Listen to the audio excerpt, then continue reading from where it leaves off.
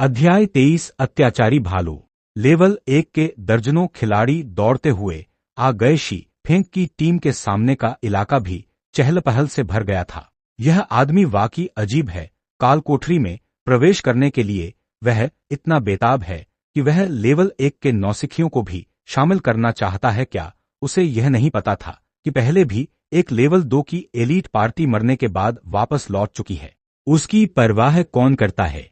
आखिर नौसिखिए तो नौसिखिए ही होते हैं। हम उनके विचारों को समझ नहीं पाएंगे। लेवल 2 के खिलाड़ियों की लंबी कतार शी फेंग की हरकतों पर एक के बाद एक हंसने लगी। वे सभी शी फेंग को मजाक बनते देखना चाहते थे। ये लोग वाकई दिलचस्प हैं। मुझे तो डेथली फॉरेस्ट को पार करने का भी ज्यादा भरोसा नहीं है। फिर भी ये लोग लेवल 1 के खिलाड़ियों के एक समूह के साथ इसे पार करना चाहते हैं। झाओ युएरू के होंठ हल्के से ऊपर उठे और शी फेंग की ओर देखते हुए उनके चेहरे पर एक जोशीली मुस्कान आ गई। उनकी आवाज में उपहास और तिरस्कार का भाव झलक रहा था। जेंटल स्नो ने भी दूर से शी फेंग की ओर एक नजर डाली। शी फेंग का स्वभाव शांत और आत्मविश्वासी था। हंसी उड़ाए जाने पर भी वह क्रोधित नहीं हुआ। उसकी हर हरकत बेहद परिपक्व थी, ठीक वैसे ही जैसे उसने पहले गॉड्स डोमेन के विशेषज्ञों को देखा था। हालांकि उसे समझ नहीं आ रहा था कि शी फेंग का आत्मविश्वास कहां से आया। Deathly forest red leaf town का पहला डंजन था और गॉड्स डोमेन में किसी डंजन से सबका पहला सामना था। उनकी मुश्किलें बिल्कुल अनजानी थीं, यहां तक कि गिल्ड की एलीट पार्टियां भी डंजन में प्रवेश करने से पहले अपने सदस्यों का सावधानीपूर्वक चयन करती थीं। दूसरी ओर शी फेंग को जरा भी परवाह नहीं थी, मानो सिर्फ 6 खिलाड़ियों का इकट्ठा होना ही काफी हो। शायद मैं जरूरत से ज्यादा सोच रही हूं। वो तो बस लेवल 1 का खिलाड़ी है, तो डेथली फॉरेस्ट कैसे पार कर सकता है? जेंटल स्नो ने अपने खूबसूरत बालों को सहलाया। उसका मन अब शी फेंग की अजीब हरकतों के बारे में नहीं सोच रहा था। उसने अपने हाथ पर दिख रही खिलाड़ी की जानकारी देखी। Level 2 Sumner, magic attack 28, HP 150, defence 8, movement speed 4। असफल। अगला। इसके बाद एक और शापकर्ता आगे आया। उस व्यक्ति ने तनाव में आकर अपनी शक्तियों को हिमदेवी कोमल हिम को अर्पित किया। दूसरी ओर शी फेंग भी खिलाड़ियों के आंकड़ों को देख रहा था। हालांकि उनकी कोई निचली सीमा नहीं थी, लेकिन उनकी एक न्यूनतम सीमा जरूर थी। इन लेवल 1 खिलाड़ियों के उपकरण और कौशल स्तर जेंटल स्नो की टीम द्वारा भर्ती किए जा रहे लेवल 2 खिलाड़ियों की तुलना में कहीं अधिक खराब थे। हालांकि वे फिर भी खिलाड़ी थे जब तक वे शुरुआत में ही अपने 8 निःशुल्क एट्रीब्यूट पॉइंट्स का इस्तेमाल नहीं करते। 6 लोगों की टीम के साथ डेथली फॉरेस्ट को पार करने की संभावना बहुत अधिक थी। जहां तक उन शील्ड वॉरियर्स और गार्जियन नाइट्स की बात है जिन्होंने केवल स्ट्रेंथ या वेपन्स जॉब को जोड़ा था लेकिन एजिलिटी को नहीं जोड़ा था, उन सभी को अस्वीकार कर दिया गया था।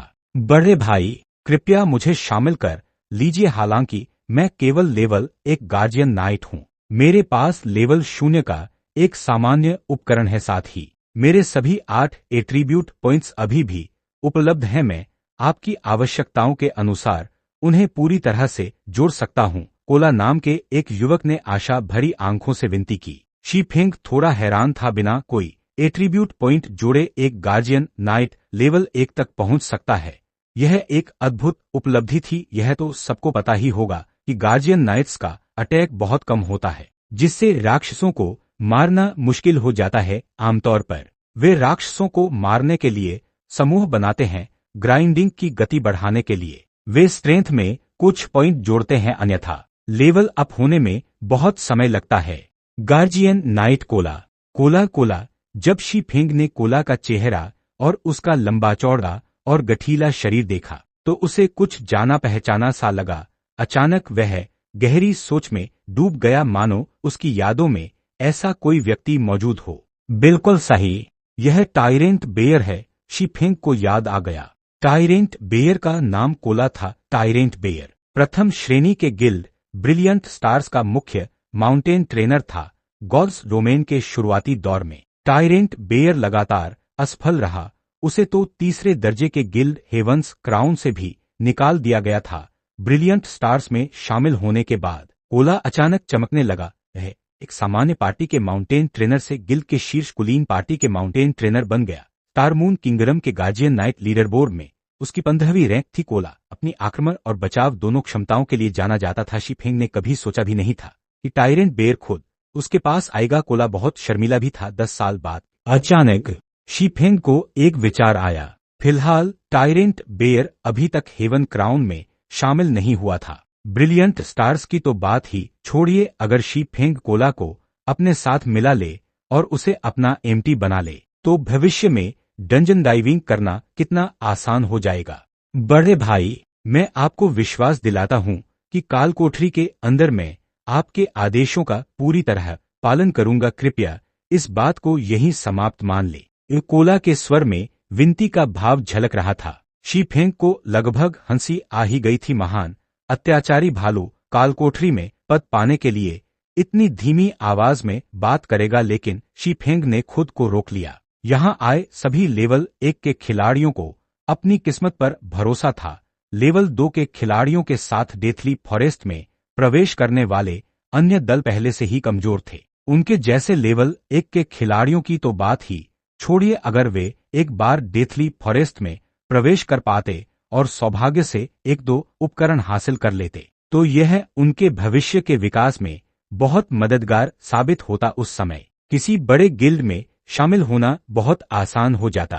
ठीक है, मैं तुम्हें शामिल कर लेता हूं। शी का चेहरा गंभीर हो गया और उसने कहा, लेकिन तुम्हें यह पता होना चाहिए कि तुम्हारे जैसे लेवल 1 के नौसिखिए को डेथली फॉरेस्ट में लाना आसान नहीं है। मैं तुम्हें यूं ही डेथली फॉरेस्ट से पार नहीं करा सकता और फिर उपकरण मिलने के बाद तुम किसी और एलीट पार्टी में शामिल हो जाओ। क्या मैं व्यर्थ ही मेहनत नहीं कर रहा हूंगा? जब शी ने अपना भाषण समाप्त किया तो कई लेवल 1 खिलाड़ियों ने अचानक तिरस्कार भरी निगाहों से उसकी ओर देखा। क्या तुम भी लेवल 1 के नौसिखिया नहीं थे? हालांकि शी को इन लोगों की भावनाओं की परवाह नहीं थी। उन्होंने आगे कहा, मैं एक स्थिर दल बनाना चाहता हूं, भले ही हमें सदस्यों की आवश्यकता हो। स्थिरता हमारी प्राथमिकता होगी। यदि आप कालकोठरी में प्रवेश करना चाहते हैं तो आपको दीर्घकालिक योजना के लिए तैयार रहना होगा। जब मैं आपको कालकोठरी में प्रवेश के लिए बुलाऊंगा तो आपको अवश्य आना होगा।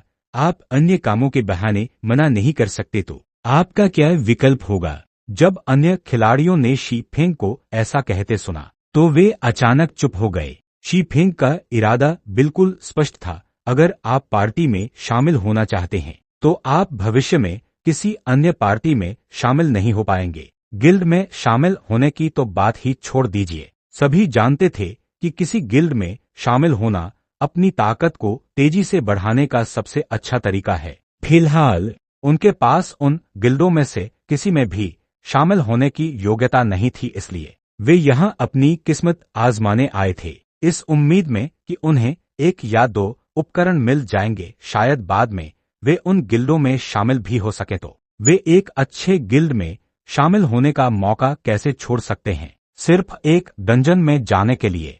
कोला ने भी कभी नहीं सोचा था कि शी ऐसी मांग रखेगा। हालांकि यह मांग वाजिब थी। आप दूसरों से यह उम्मीद नहीं कर सकते कि वे आपका पालन पोषण करें और जब आप ताकतवर हो जाएं तो आपको छोड़ दें। हालांकि शी में ये शब्द कहते समय उतनी सार्थकता नहीं थी। इस समय ब्लैकी गुस्से से बोला, तुम नौसिखियों को देखकर ही लगता है कि काल कोठरी में तुम्हें कोई नहीं चाहेगा और तुम भविष्य में किसी गिल्ड में शामिल होकर उसके लाभ उठाना चाहते हो। क्या तुम खुद को विशेषज्ञ समझते हो या हमें मूर्ख समझते हो? कोला को लगा कि विशेषज्ञ ब्लैकी की बात में दम है।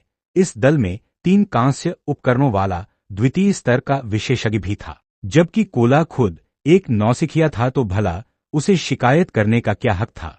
बड़े भाई, विशेषज्ञ के सुझावों के लिए बहुत बहुत धन्यवाद। छोटा भाई अपनी भूमिका निभाने के लिए पूरी तरह से प्रतिबद्ध रहेगा। कोला लगातार ब्लैकी को धन्यवाद देती रही। कोला द्वारा धन्यवाद दिए जाने और विशेषज्ञ कहे जाने पर ब्लैकी को थोड़ी असहजता महसूस हुई। ब्लैकी तो बस एक ढोंगी विशेषज्ञ था। हालांकि किसी के द्वारा ऐसा कहे जाने से ब्लैकी की ईश्वर के क्षेत्र में विशेषज्ञ बनने की इच्छा और भी प्रबल हो गई। ब्लैकी, बहुत बढ़िया किया। शीफेंग ने अंगूठा ऊपर करके ब्लैकी की चुपचाप प्रशंसा की। शीफेंग ने कभी कल्पना भी नहीं की थी कि ब्लैकी इतनी आसानी से अत्याचारी भालू को वश में कर लेगा। अत्याचारी भालू ने भी ब्लैकी को बड़े भाई कहकर पुकारा और उसके चेहरे पर आदर का भाव था। ब्लैकी अचानक असमंजस में पड़ गया। उसे समझ नहीं आ रहा था कि उसने ऐसा क्या किया था कि शीफेंग ने उसकी प्रशंसा की। फिर भी वह बहुत खुश था, कम से कम उसने शीफेंग के लिए कुछ तो किया था, भले ही उसे ठीक से पता न हो कि उसने क्या किया था। 10 मिनट से भी अधिक समय बाद शीफेंग ने आखिरकार 6 खिलाड़ियों को इकट्ठा कर लिया। अब वे कालकोठरी में प्रवेश करना शुरू कर सकते थे।